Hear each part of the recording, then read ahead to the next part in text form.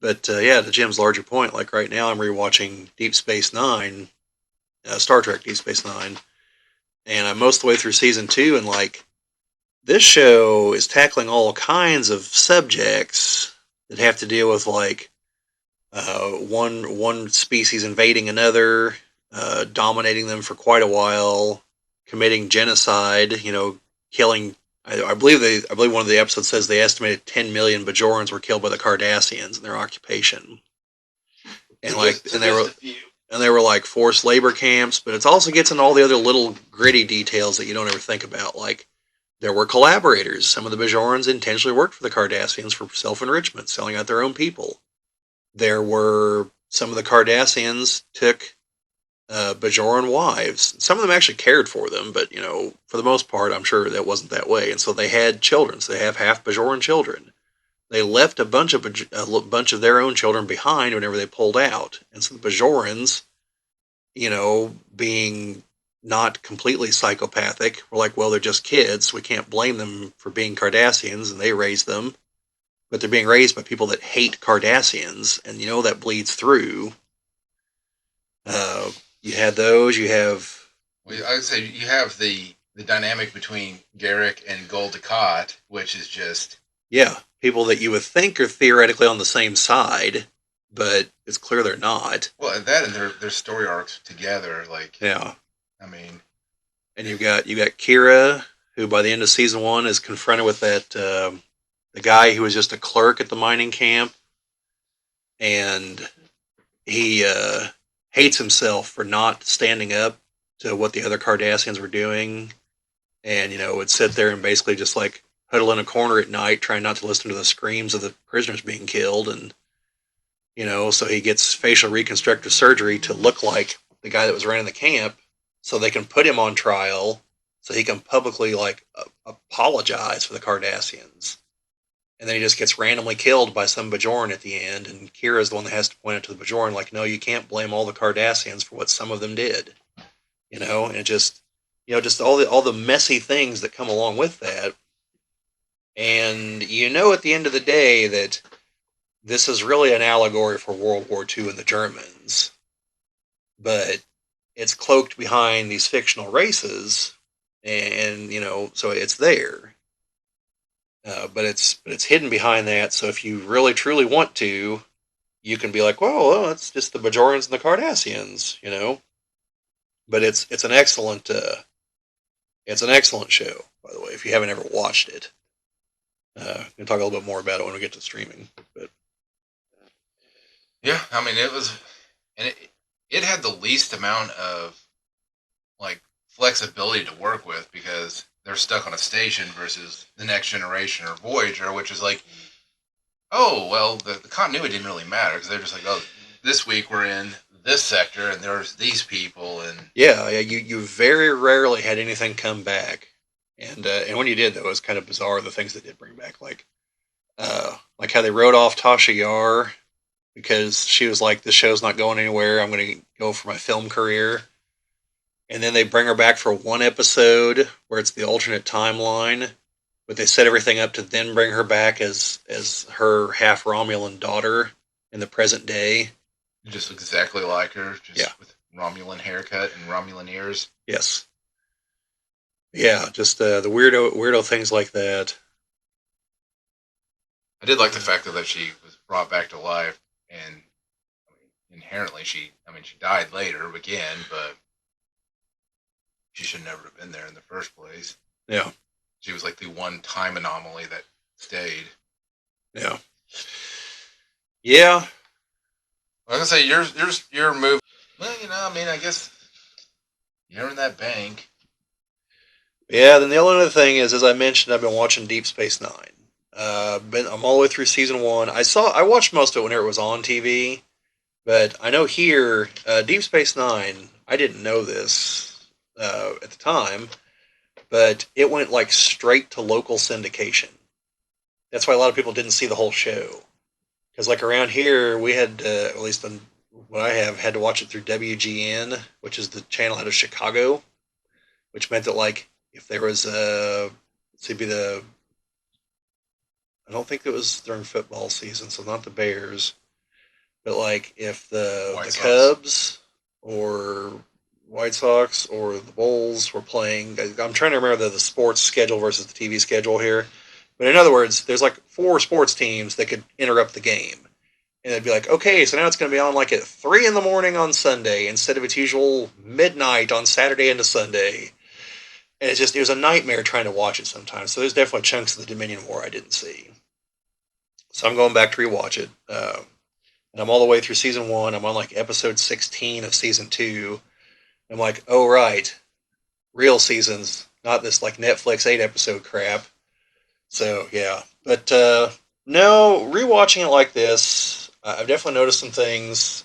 One of my like my how I perceive things in the past versus reality. Uh, One of the things I always wondered was like, why didn't anyone from the other side of the wormhole ever mention the Dominion until they showed up? Well, they do. They've been mentioned 3 or 4 times now in season two. Although not really an explanation of what they are. I think that happens in the final episode of season two, and then season three onward is the Dominion War, which is the real heart of the show. But just some things I've noticed. Like Garrick is only in one episode in the first season, unless I missed him someplace else, and that's the third episode. And he's like one of the reasons to watch the show. There's definitely, like I mentioned earlier, a lot of dealing with like the effects of an occupation and a near genocide, and now having to try to make peace with the other side, and there's a lot of things to do with that, and it's pretty well done. And seeing people on both sides that are like not what you think they are, but also you've got Avery Brooks, who at the time was the first black commander, because he's not a captain at the start; he's a commander. So, And he is also a Indiana native, very close to Evansville, is where he's from. oh, Avery Brooks is. Mhm. Huh. I was actually just looking that up because yeah, it says that he's 75. Yeah, I'd kind of I would wish he'd show up at Comic Con. I'd definitely get his autograph because even though like I hate to say this, he's tied for second of my favorite captains because Kirk's number one, but he's tied with Picard for second in my opinion. So I mean, I don't think Kate Mulgrew was bad as no, I'm not saying she was bad. And I'm not saying that Scott Bakula was bad or anything, but like you know, I think they should have made a show where Scotty beams Scott Bakula's dog. yeah, had that be a plot point in one of the the new Trek movies. Yeah.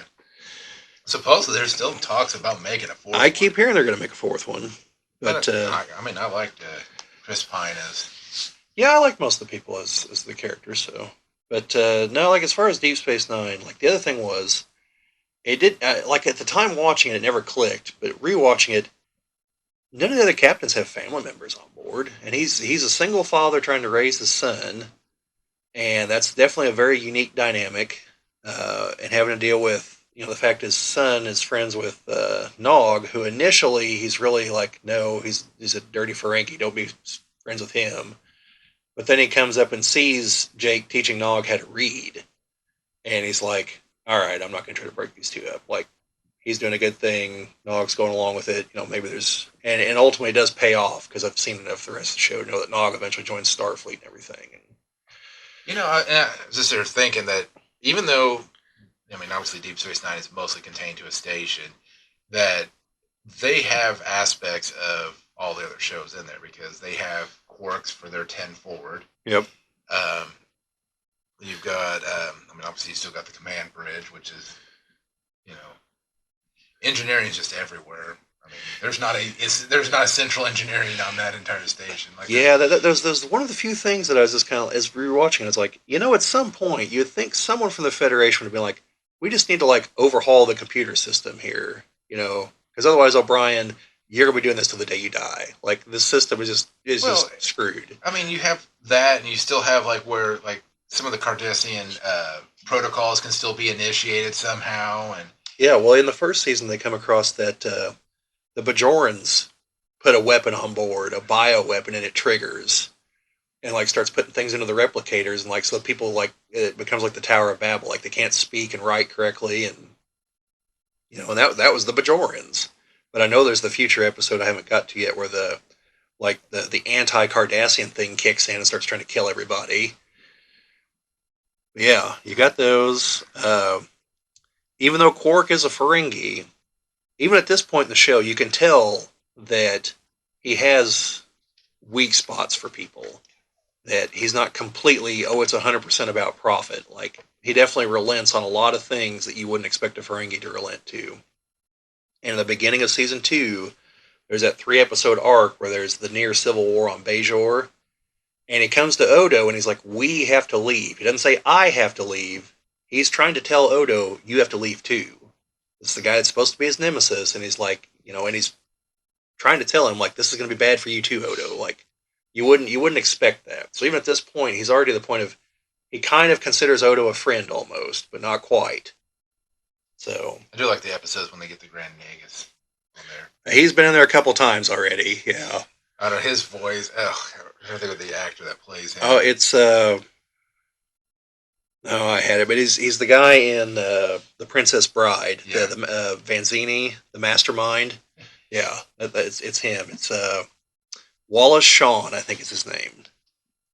Yeah, the voice in that just like nails on a chalkboard, but it's Yeah, because I'm past the episode where they're trying to get something in the Delta Quadrant, and is it the Delta Quadrant or the Gamma Quadrant?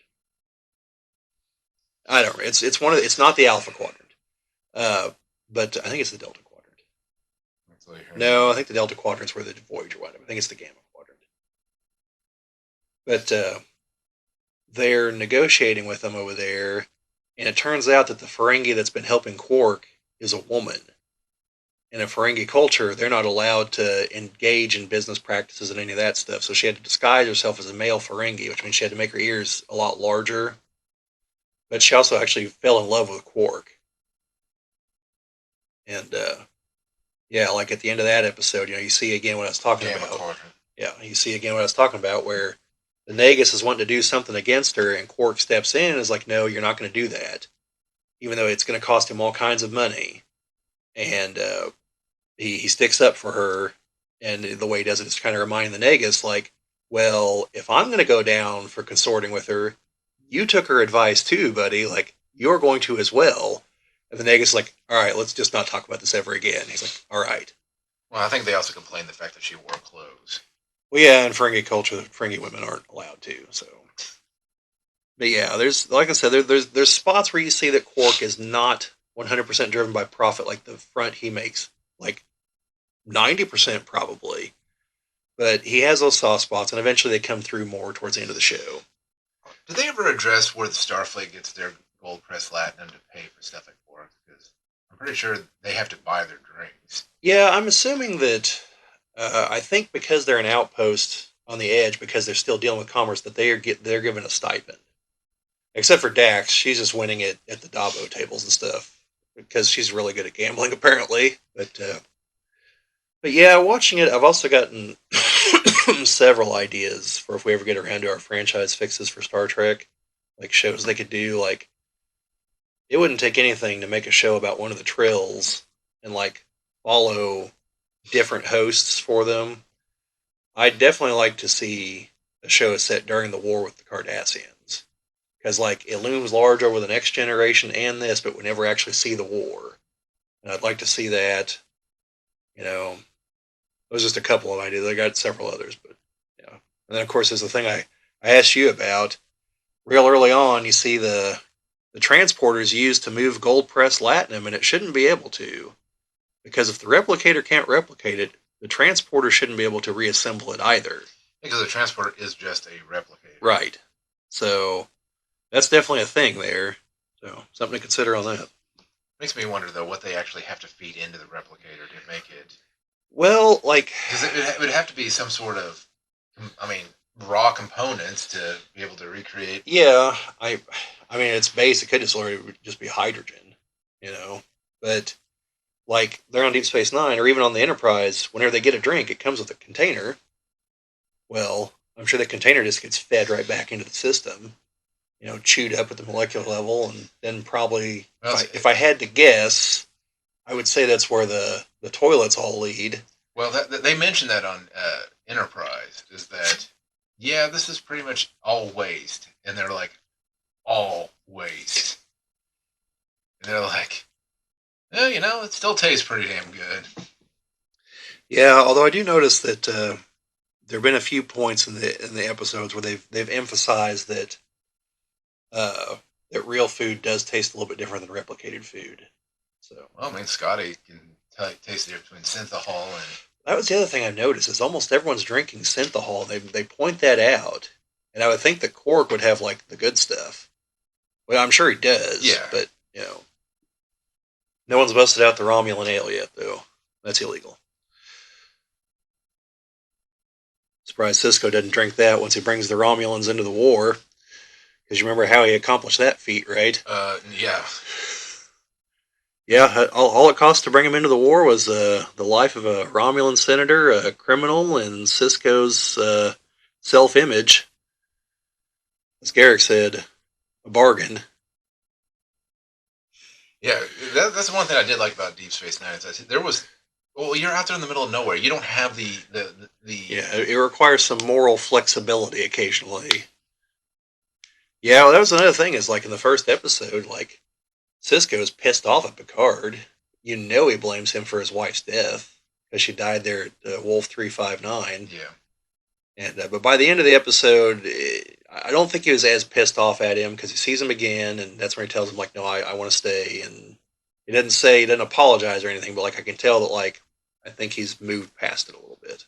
So, but that was one other thing is the I know it comes up, but like they don't, for the most part, they don't treat the Bajoran religion as if it's like some hokey old superstition. Like most of the characters treat it like these people believe these things. Plus, there's the actual prophets in the wormhole. But like, they're not like, oh, you need to stop believing these things. Like, come join us in the Federation in our atheist, utopia. It's like, no, these are deeply held beliefs. These people, we need to respect them. So I think that's a bit of a departure from some of the other Trek shows occasionally. So I mean, you haven't gotten to the Mirror First one no, that's a lot deeper into the series. So where for some reason Kira is part of the Terran Empire. yeah, I don't know about that. I only have vague recollections of those episodes. So Yeah, that and you still haven't got Worf on. no, Worf's not here yet. I don't remember if he shows up in season 3 or 4. That's But what, and I think it's about the time that the Next Generation stopped filming. And they're like, "Hey, you want to be on this show too? yeah, You're a popular character." yeah, but it's definitely a good show. If you folks haven't seen it, you should definitely watch it. That's all I got on streaming there, Jim. Thank you for watching. This has been a Geek Ball video, Echoes of a Whisper. This has been a clip from one of our podcasts. The link to the actual podcast this is from is in the description of the video if you want to see the entire thing, which we obviously encourage you to do.